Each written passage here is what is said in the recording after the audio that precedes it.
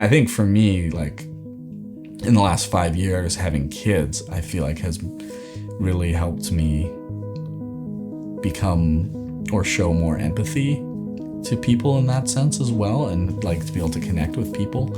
Yeah, just kind of being in the similar stages of life. And I never thought like having kids would kind of like help my filmmaking in a way. Welcome to the Story Breakdown podcast, where we explore the art and science of documentary storytelling. In this episode, I'm talking with Brandon Deepwell, a fellow nonprofit filmmaker hailing from Vancouver, BC. Brandon works as a director and cinematographer for charities, foundations, and conservation organizations, telling their stories through documentary films. In this conversation, we chat about working with doc subjects, shooting approaches, building client relationships, and the weird and wonderful perks of being a doc filmmaker. I hope you enjoy my conversation with Brandon Deepwell. Brandon, I'm excited to talk with you again today. Thanks for being here. Yeah, thanks for having me. It's always good to connect with fellow filmmakers and chat about film and what we like about it and what we don't like. Yeah. I find that it can be like, working largely on my own, it can be a little bit isolating at times. So having people to talk to about what we do and just learn from each other, it's a lot of fun. So I appreciate you being here. So I've been following you on Instagram for a while, and I love seeing your work, particularly your cinematography. I feel like your style is just so, there's like a naturalness to it, but also like it's not commercial or stylized, but it does have that layer of just like beauty on everything that you shoot, which is impressive. And, I always love seeing that. So I'm curious, when you like, is there something that guides kind of your visual style? Like when you get on set, and you look around, like, what do you look for? What are the ingredients that you kind of work with to make the beautiful images that you make? Yeah, that's a good question. I think a lot of what I tend to lean towards too is kind of more natural looking images in that sense.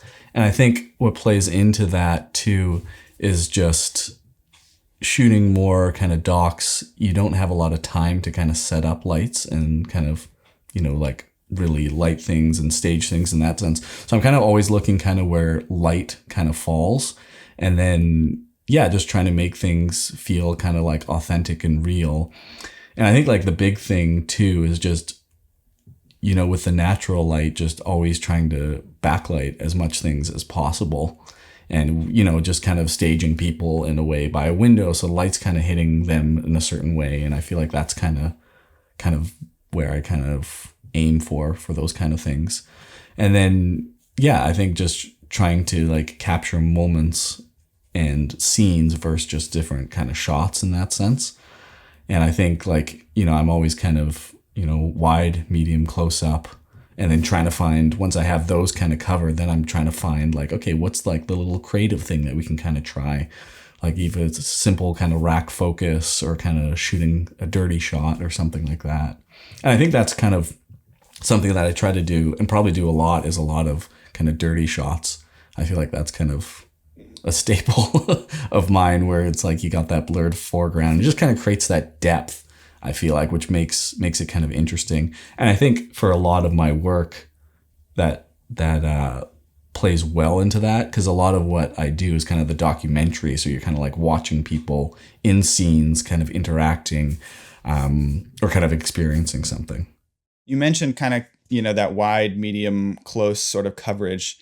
And I'm curious, when you kind of think about coverage, how do you find the balance between like capturing things that are happening, but also making sure that you have a variety of different, angles and things? Because I feel like that's something that I kind of, it's always a tension in my mind of like, should I hold this shot because something might happen, or should I try to go get a different angle so that I have different things to cut to, in the edit? Is it like, how do you approach that?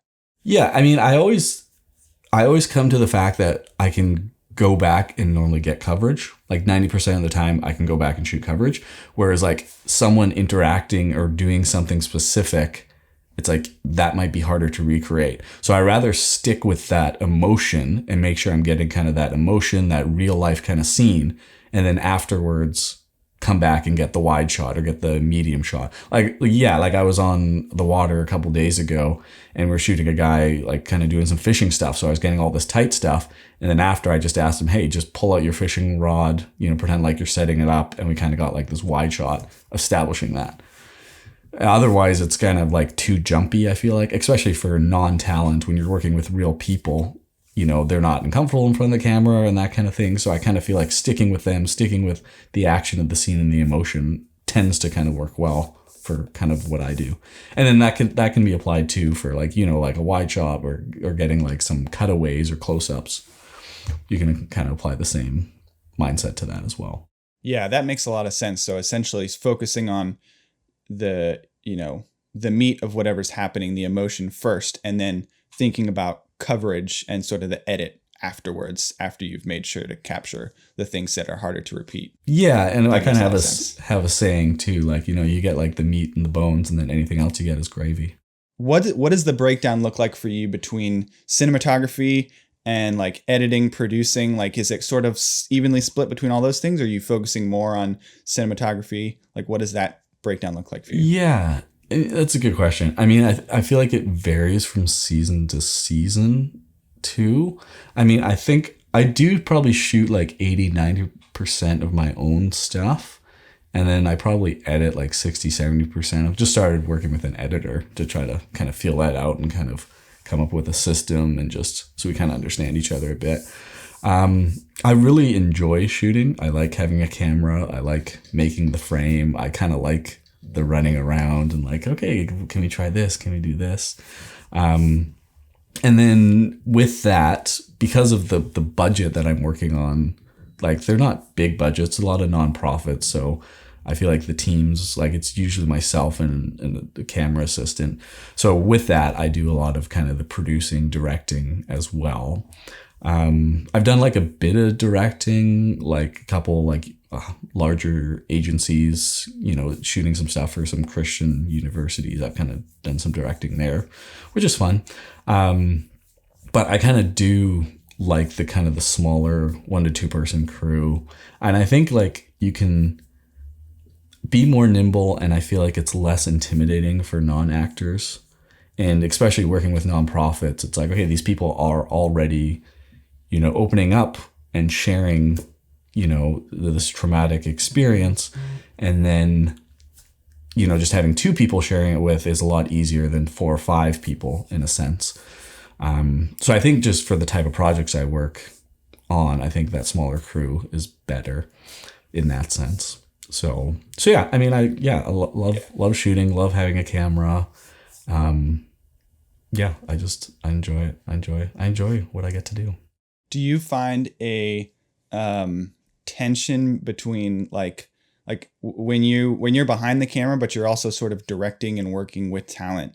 How do you kind of manage that? And I guess I'm asking because I struggle with this sometimes of like trying to stay out of the situation or out of the scene so that I can capture it, but then also at certain times needing to either provide a little bit of reassurance or a little bit of direction to the folks that are in the scene. Like, do you find that balance challenging, or what are some ways that you approach that? Yeah, I mean, I think it all depends on the person too. Like, I feel like if they're comfortable in front of the camera, and I also find too, like 2 people in front of the camera, they can kind of like play off each other. Whereas if it's 1 person, then it's like you kind of have to give them a bit more direction, because with the 2 people, they can interact with each other and you can kind of just let things play out. Yeah, I don't mind. I think it's just kind of being sensitive to the person and the scene that you're kind of shooting in that sense. And I feel like, I don't know, 60-70% of what I do is kind of like, okay, we are kind of staging things a little bit in a sense. It's like, okay, well, like one girl, she had like this hearing aid. So it's like, okay, we're going to do a scene of her dad putting the hearing. So you're kind of staging it. And people, I think, in that sense, understand like, okay, we're making a video. We're specifically making a video, whereas I'm not just along for a ride in that sense. Does that make sense? So with those kind of, it's like, I feel like you have a bit more authority to kind of like speak into the scene and be like, okay, let's try this. But again, it's like, I still want to try to keep things as authentic as possible. So it's like, okay, would you actually do this, in your life? Or is this kind of like, no, we would never actually do this. So it's kind of like riding that line and that balance, I think.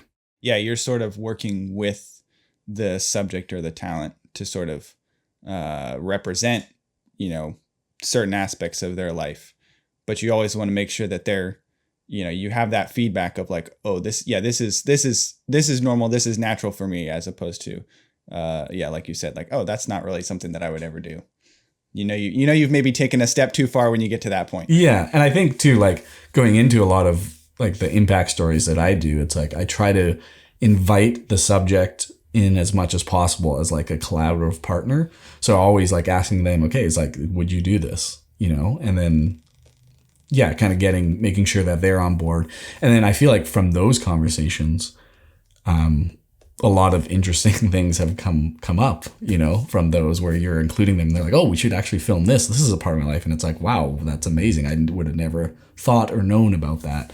And I feel like that's where those kind of gold nuggets kind of lie, is including them in helping tell and shape their story. Yeah, that's something that I've found as well, where like you kind of invite them in as a collaborator and you help them see the vision of what you're wanting to capture. You usually have in mind like, okay, we need to hit, these couple story beats generally, and then we need to be able to visually represent that. So it's like, if we want to represent this, maybe more challenging time in your life, like what are some things that come to mind for you? Like, or, we want to really show joy in this moment. Like what gives you joy? What brings you joy? Like those kinds of things can, like you said, really yield some really interesting scenes that you never would have found yourself. Mm-hmm. For sure. Makes it fun. Yeah. That's the fun thing about documentary, is that, you can, there's a level of planning that comes with it, but it's also, there's a lot of spontaneity and a lot of just like getting to know people and discovering along the way. And it's never the same, no two stories or situations are the same. For sure. And I think like building in time to just be curious and to like spend time with your subject and get to know them and really kind of like, dig into that relationship, I feel like is key in that aspect. And I feel like you could just, come to a project and just like hammer it out, but I feel like the work would suffer and, it wouldn't be doing it justice. So I think just like budgeting, okay, it's like we're going to spend 2 days just with this person doing this thing, I think is crucial when it comes to making good docs. Do you ever encounter like resistance to building in that time on the client side, where they're like, oh, I think we don't need 2 days. We can get this done in 1 day or whatever. Or is that not as much of a challenge in your experience? I feel like it used to be like starting out, but now it's not, in a sense of, I think like right now, I feel like I have enough pieces on my website where people can like see my work and be like, oh, okay, this is kind of what we're getting. And with that gives me like the leverage to like, okay, look, I want 2 days to do this. And a lot of my clients are now like repeat clients. So it's like the level of trust is there as well. So they kind of view me as an expert in that sense.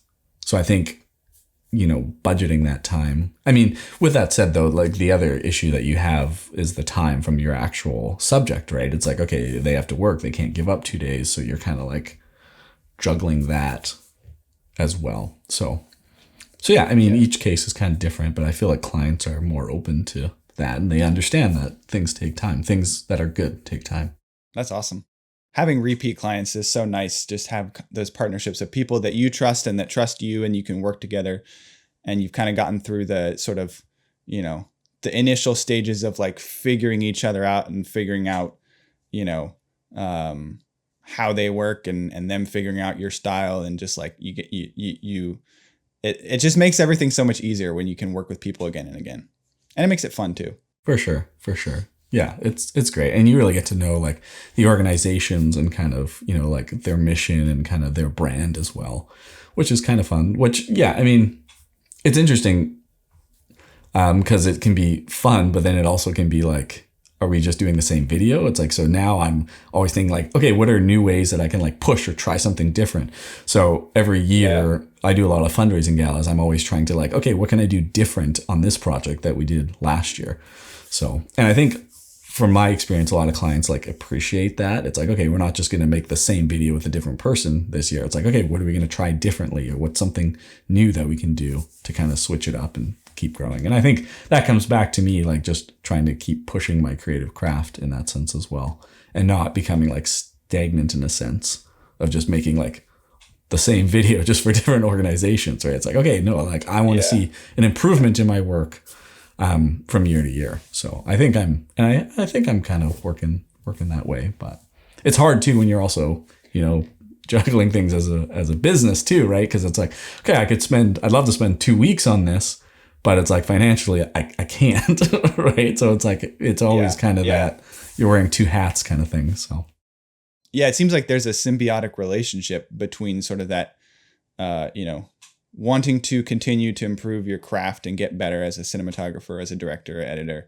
And then also wanting to sort of push the envelope creatively for your clients as well. And so, you guys you're growing together, you're doing new things and sort of expanding to maybe different territories together. And that benefits both of you at the same time. For sure.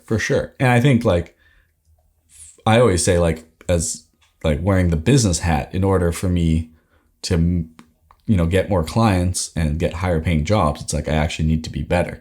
So actually doing things, stepping out, taking risks is actually going to help my business versus, doing a ton of online marketing or anything like that. So that's kind of like, I think where my focus is like shifting in that sense a bit.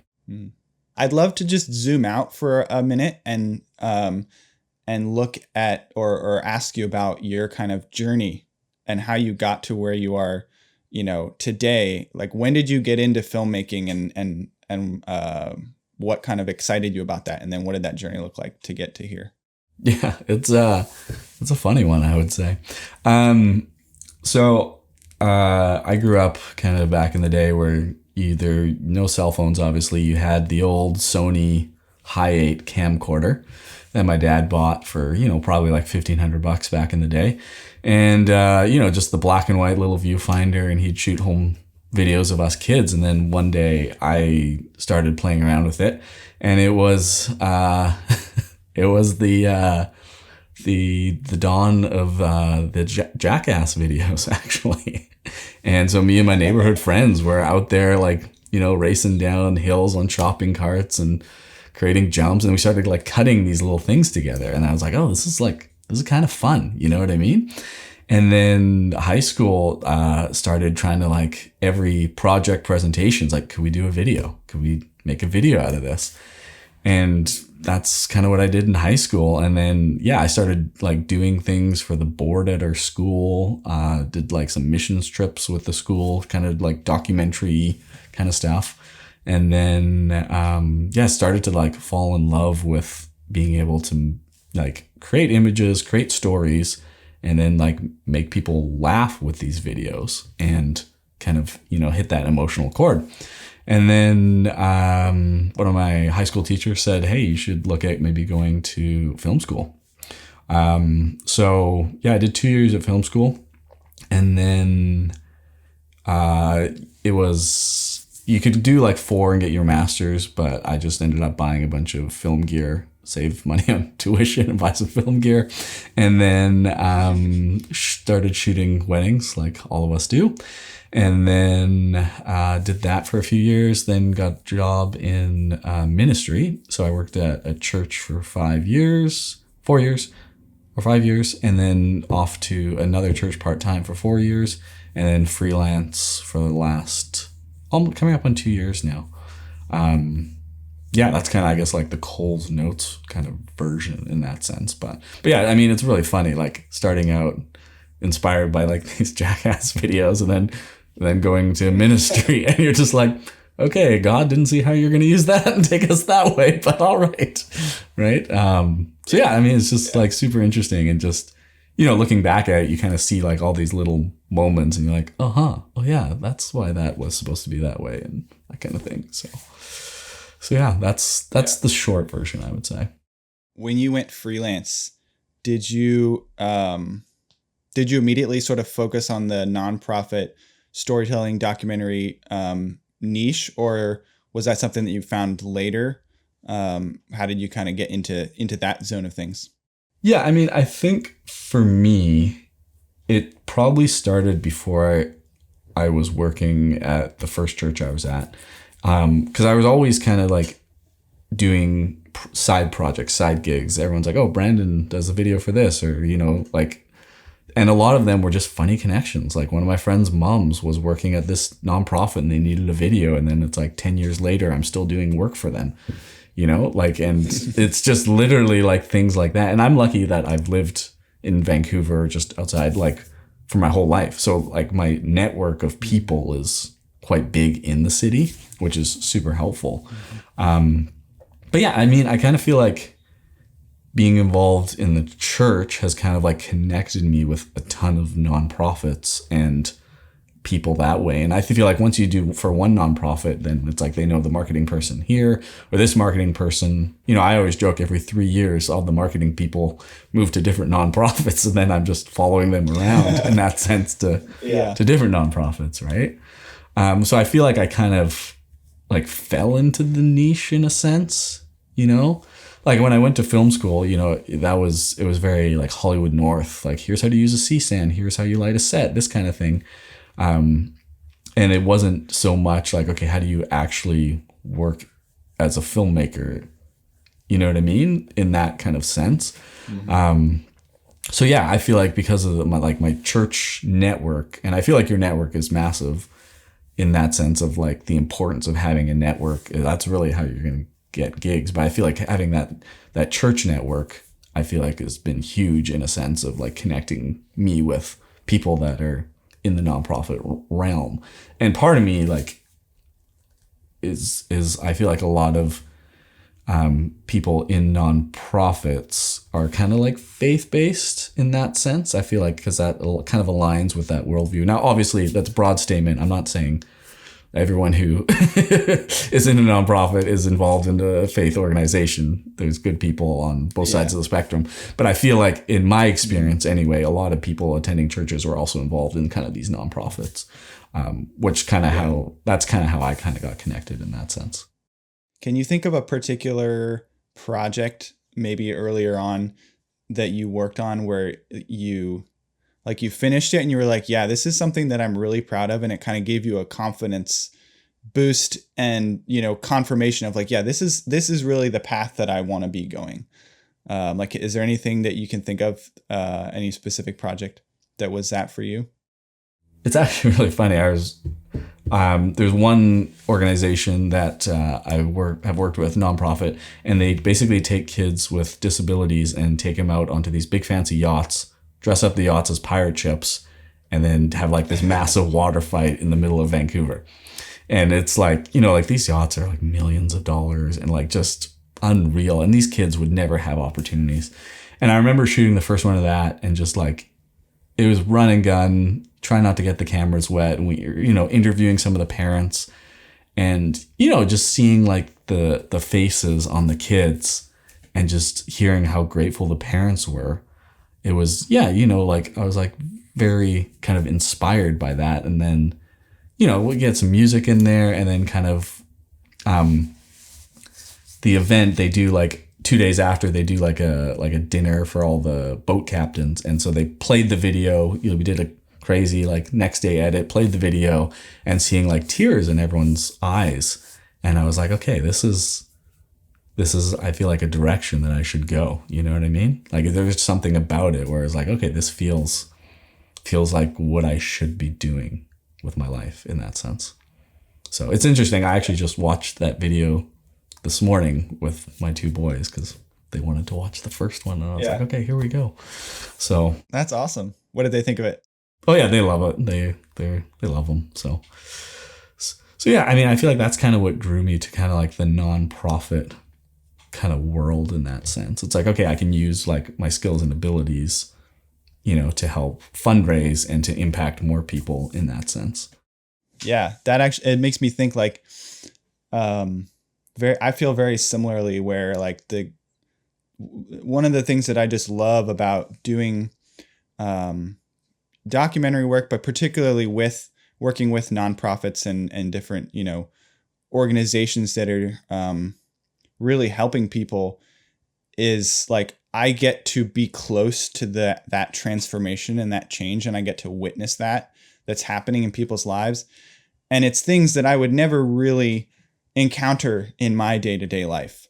So I'm getting to like witness these really cool things happening, and then get to, capture that and share that. And then also help to amplify that, and to, in a small way, help those organizations continue to do more of that thing, continue to help more people. And just being involved in that sort of process, and seeing that transformation is really rewarding. Yeah, you really get like a front row seat to kind of seeing the results of their work. And I feel like, yeah, just being able to be a part of that and be able to help share that story, I think is huge. And I think that's like one of my main, missions, focus in life. When you talk about like your legacy, it's like, I feel like, what are you going to leave behind? And it's like, okay, being able to help people and make the world a better place for like even our kids. It's like, okay, well, I'm able to do that through this ability and skill set, and I feel like in a way we're very lucky to be able to do that, Yeah, totally. Let's talk a little bit about so like working with organizations and crafting stories for nonprofit organizations. Maybe let's walk through a little bit of your kind of process and your creative thought process as you work on those projects. Like, what are the initial questions, ideas that are kind of going through your mind that you talk about with an organization when they approach you to work on a specific project? Yeah, I mean, I guess for me, it's like I'm trying to figure out why they want the video, like what's the use for it. And I feel like a lot of times it's like fundraising galas. That's kind of like the big thing. So the next thing, what I like to do is kind of like figure out why they've chosen a specific person and try to boil that down to like one sentence. Like, what is like the big idea of this person and why you chose them? That's kind of the big thing. And then from there, like pre-interview with the person and kind of really, spend time to get to know them and kind of connect with them before we roll on cameras or do anything like that. And really, like try to figure out like their hobbies, their interests, and kind of visuals that would help kind of showcase who they are as a person. And with that, I'm trying to like find little nuggets that make them relatable too. Because I feel like some of my nonprofits, it's like, the people are so like living or lived such a, like a different life than anyone in the room. So it's like, okay, do they have a love for dogs? Do they love the water? Like what's kind of like that relatable thing to kind of like bridge the gap between them and the person in the room. Because I feel like, yeah, I mean, you've probably had that too, where a lot of stories are like, they're just so almost out of left field where people have come in their transformation, and it's just hard to make it relatable in that sense. So with the pre-interview, I feel like that's kind of like one of the big objectives of that. And then just trying to like connect with them and just help them see that I'm a person too. And I think for me, like in the last 5 years, having kids, I feel like has really helped me become or show more empathy to people in that sense as well, and like to be able to connect with people. Just being like a dad to a dad, it's like kind of almost easier to kind of connect with people, and even just kind of being in the similar stages of life. And I never thought like having kids would kind of like help my filmmaking in a way, in a weird way, you know what I mean? But it's kind of like this extra like stage of life where you have like this extra life experience in a way to help kind of connect with other parents in that sense. Yeah, it does seem like the more experiences you have as a documentary filmmaker, the more you're able to relate to the people that you're working with and really be able to understand their story and then tell that story well. So yeah, I mean, that's kind of, I guess, the gist of that one. just trying to connect with them and yeah, and then include them and include them in the collaboration of telling their story and kind of figuring out what elements visually kind of make the most sense. So yeah, it's interesting because I feel like for a lot of these like story shoots, it's like we get like almost like really close, you know? Like I had one project, we literally like spent a day at this lady's house on this little island. Like we took a little ferry over, like we shared 3 meals with her and her family. And then at the end, it was like weird. It's like, oh, we're just like leaving after like getting so close with them in a way. And then it's like, I may never see her again. So it's just, you almost kind of feel like sad and, you know, and then when you, in the edit too, it's like I feel like you even get closer or like you feel closer with them. You know, how many times have you been editing something and you see the person in real life and you feel like you know them, but then it's like they don't know you as much, right? It's interesting. I always joke with my wife, it's like I'm making a ton of really good friends really fast that I'll never see again. So yeah, it's interesting, but it's fun. It's one of the joys is just being able to meet new people. Yeah, and I'm always struck by the willingness of people to sort of welcome you into their world, and welcome you into into their home, and it's something that I don't take lightly, you know, when those opportunities come about. For sure. Yeah, it's just so interesting, and I think people, once you show that you're curious about them too, are willing to open up and share, which I think is huge. Yeah. So when it comes to sort of storytelling and looking at, you know, a story in a sort of a macro sense, like what are some elements that you look for when you're kind of thinking about how do we tell this story in the best way, or how do we find the best story? Like, what do you look for? I think of, you know, like, first of all, what's their transformation been? I think is kind of the big one. Okay. Like kind of just seeing, like obviously bigger transformation, I think is kind of key. And yeah, I don't want to say like the lowest of lows, but you know what I mean? Like, so you can actually kind of see that transformation. And then I kind of feel like where they headed to, I think is kind of key. Like what's their future like? Are they just like complacent now? Are they kind of moving forward? Or are they going to kind of move back and work within the organization again and give back in that sense? And then I also like to kind of see, you know, like, okay, what was kind of their involvement in the organization? You know what I mean? Like, okay, has it been like this weird offshoot outreach program that kind of like connected with them, or like what kind of interaction did they have with them? And then the person itself, like, are they an interesting person? You know, like, would they turn out well on camera? Or they got like little things going on, you know? I feel like those are kind of the things that I kind of look for in a sense. And it's interesting. Like, I don't think I've necessarily verbalized it too, but I also feel like there's like this gut feeling when you're like, okay, yeah, that's it. That's the story that we want to tell. That's kind of like, you know, you kind of just had this feeling.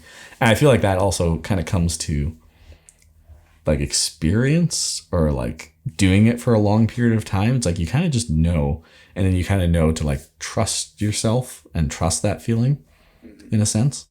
Something that I think about a lot is this, like the idea of telling small stories, where you're maybe focusing on like one character or just a couple of characters. And it seems like that's something, you know, just looking at your work, it seems like there's a lot of like, of that sort of small focus storytelling. Is that something that you've thought about in terms of like effectiveness for brands, or have you had conversations with organizations that you work with about that? Because sometimes I find that like an organization might want to be like, oh, we need to include this person and this person and this perspective and this thing, and it can kind of get bloated really quick and not relatable. Is that something that you've encountered? Like, do you have any thoughts along those lines? Yeah, I think I have, and I feel like it's a lot of nonprofits that are almost like starting out with like, okay, this is their first video and they're trying to include all of this in there. And I feel like it just kind of muddies the water in a sense. And then I think like steering those conversations, it kind of comes back to like, okay, what is the actual purpose of this video? Are you trying to tell everyone that everything that you do, or are you trying to focus on like this one particular story of this person who's been impacted by your organization? And with that said, it's like, okay, you can still have like some parts about what the organization does, but keep it at like the 50,000 foot level where it's kind of, you're giving like that brief overview, that kind of thing. But yeah, I kind of feel like, you go to these galas or fundraisers and you hear about the organization, you hear about the stats of how many people they've impacted or how many meals they've given out or how many lives have been changed. But then like going into like a specific story of like, okay, now I'm making that stat this person, makes it like so personal in a sense. And, like I've done quite a bit of galas, and like one gala I was at, the CEO was at the table with this one lady, and the lady was a little bit grumpy the whole time and she didn't really want to be there. So we played the video of this one guy's kind of transformation story, and she wrote, I think it was like a 10 grand check right there. Wow. Right. So it's kind of like she said, she's like, I wasn't going to give, but then I heard his story, and she's like, all right. So it's like, okay, that one story just raised like just 10 grand from one lady. Right. So just like making things personal and being like, hey, these aren't just numbers, they're real people. And I feel like that has a kind of immense value. And I think like trying to have, like I've done other projects where it's like, okay, you have like 3 impact stories kind of woven together, but I feel like it can muddy the water in a sense. And I think, keeping things simple is kind of the way to go, And especially if you want to use those stories online or for other avenues, having like a 7-minute, 3-person story that's weaving through each other, I feel like it just makes things complicated for the audience.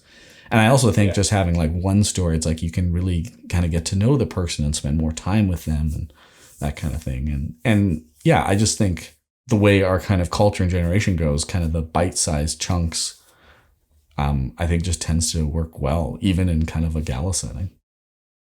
Yeah, it's amazing. I keep coming across stories like that where, in a setting like a gala or an event, like just the power of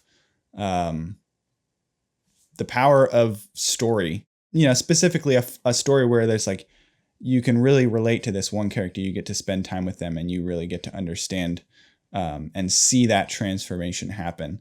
It can be so powerful to sort of witness that. And then it creates a lot of, good results for organizations as well. And I'm sure you've seen lots of that.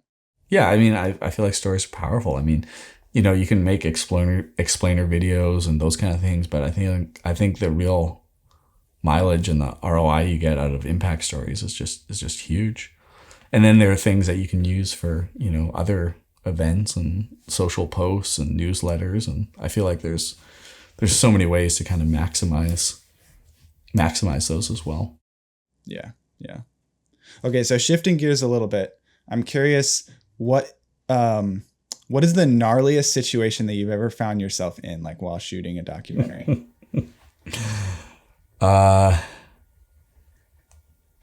Yeah, gnarliest. I would say Haiti. In Haiti, on the side of a road with a flat tire. It was just, we had all the camera gear, and so one of the guys is changing the tire, and it was just all these people looking at us. And I don't know if you know anything about Haiti, but it is not a place you want to be stuck anywhere.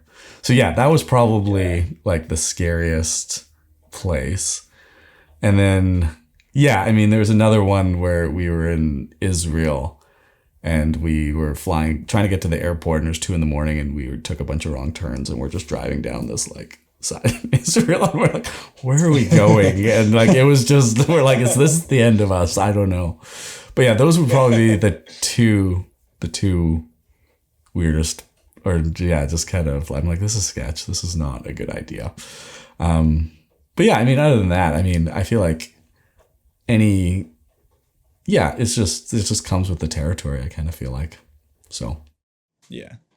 What's the breakdown between like traveling for shoots versus shooting things locally? What does that look like for you? Yeah, I mean, I think the pandemic kind of changed things quite a bit. Like before the pandemic, I was probably doing like 1 or 2 decent sized trips a year, I would say. So kind of like like Cuba or Africa or, that kind of thing. But once the pandemic kind of happened, I mean, the pandemic was hilarious. I was in northern Kenya and shooting like this little documentary about the Turkana people. And they're like, the whole story is two guys from Alberta bought like a drilling truck driving around northern Kenya drilling wells. And like, we didn't really have Wi-Fi or internet. So we got back to like the airport in Amsterdam, and like the whole COVID thing, everyone's wearing masks. Like we had no idea for a week. So we come back, everyone's wearing masks. And like literally we got into Vancouver, Canada, and a week later they shut the border, like the US-Canada border. Oh, wow. So we're like, oh, we just made it. But yeah, it was it was pretty funny. Yeah. It was pretty funny. Yeah, but sorry, what was your question? I got into just like travel shoots versus local shoots. Yeah, so now I think with the pandemic, I feel like it's kind of shifted. Not people are traveling as much, but I feel like it's also changed the game of like people are hiring local crews as well. So I've had a lot of people hire me to shoot stuff here, and I've hired people to shoot stuff in other places. And I think like right now with like the stage of life I am with small kids and that kind of thing, I'm okay just hanging out in Vancouver for a little bit in that sense. So what is, if you can think of one, what's like your favorite project that you've worked on, or your favorite story that you've created? I did one with a guy named Sean for the Salvation Army, and it was kind of a recovery kind of story. But yeah, I mean, his was, amazing story. He's like been through a lot. And then one of the things that was kind of fun was he told us that he lived on a boat in the water in this cove. And that was like near the end. And I'm like, you're just not telling us that for a while. So at the end, we went out to like this little cove on the, the coast, and like shot him like kayaking out to his boat. And yeah, it's just like the visuals look so cool. And it kind of just adds like another dimension to him. And then it actually worked really well for like the event, because, it's a Victoria is a community based on the water. So it kind of like plays into that, and actually made him more relatable to the audience in that sense too. So yeah, it was just kind of fun, and, just kind of getting to spend time with him. And for me, it kind of is like both kind of passions in that sense, where it's like a bit of the outdoors and the recovery story. So yeah. And then I guess the other project, now thinking about it, I do some stuff for a salmon foundation, Pacific Salmon Foundation. And so yeah, I've done, some stuff kind of northern BC. And there's one project where, because of the droughts that we're having here, salmon were literally stuck. So there's like thousands of salmon stuck. And then, they basically brought in an excavator and kind of dug a trench. But, to see, thousands of salmon like bunched up like that, that's like super rare. Like that doesn't really happen, right? So it's kind of this story of, saving the salmon, and then kind of like what it used to be like with the salmon numbers. And, they say that, it used to be that you could actually like walk across the water because there's so many fish. And wow. And then to actually be able to like see something close to that, I feel like was kind of breathtaking. Yeah. And amazing. And I feel like, I do a lot of healthcare and like outreach kind of work in that sense, but now kind of moving into the environmental work, I feel like has become super fascinating and fun. And it's just kind of like another little fun niche to kind of be in. Yeah. I've seen some of the videos you shot for the Salmon Foundation. And there's a couple of shots where it's like a close up, and there's a salmon that it's when it's talking about the them not being able, the salmon not being able to get up because of the lack of the drought and the low water levels. There's like the salmon that jumps and like whacks against the rock and falls back down. How long did it take you to get a shot like that? Like, were you just sitting there for hours, or was it there were so many of them that they were just going at it? There were so many. I was probably there. Yeah, like I was probably at that spot for like 45 minutes and just shooting them jumping. And yeah, I mean, it's breathing. I learned a lot about like salmon, I feel like, in school, but then actually like seeing it and stuff, and you're just like, wow, like this is super interesting. And yeah, I mean, those shots, like, yeah, I feel like are just, it's almost like Nat Geo, and kind of stuff. And it's like, yeah, it's super fun but super sketchy at the same time. Like I was on the side of this like rock cliff wall, like just with the camera, you're like, trying not to fall in. And you're just like, oh, how did I end up here today? So how is it different when you're on set shooting out in like a more remote, like outdoor location like that versus like shooting in someone's backyard or whatever? Like, is your like your gear process significantly different, or the way that you sort of, set up, or, the way that you shoot, anything like that? Or is it, largely the same? Yeah. I mean, it varies. I feel like for like story shoots, there's definitely more gear I bring, but like for that kind of stuff, I'm pretty minimal. Like sometimes I'll just go like just with one camera and not even a tripod. Right. I mean, for that one, I literally had like a backpack and a tripod, and that was like it. So, I mean, I'm amazed nowadays with technology. It's like you can get away with such minimal gear and make great looking images. Like it's wild nowadays, right? So I think for those kind of things, you got to come to a point where it's like, okay, you can't have gear slowing you down. Like when you have to like go up a big rock cliff kind of thing and come down to the water, you can't be lugging, backpacks and pelicans, especially as like a one-man band. For those kind of things, it's like you need to be nimble and be quick in that sense, especially with shooting anything kind of outdoorsy, I feel like. And like I've done quite a bit of stuff like out of, like 20-foot boat too, right? It's like you can't be easy rigging a camera and do all this because you're just going to be hitting things, or if you fall in the water, it's like you can't swim with an easy rig on. Like it's just, there's just so many things where it's like, okay, you just got to be like quick and small and go. And, it's amazing what you can get, I feel like.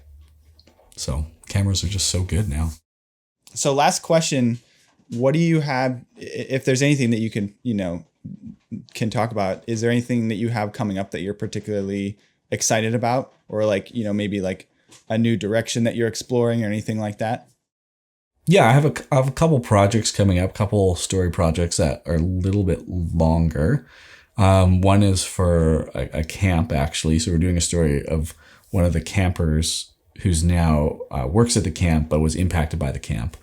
It's got some kind of cool like beats to it, and the camp has like this ferry that you actually go on. So we're going to shoot some stuff of him on the ferry, which is kind of fun. And then I think like one of the things that I'm trying to do a bit more with that and with other projects coming up is kind of having a bit more like live audio in a sense.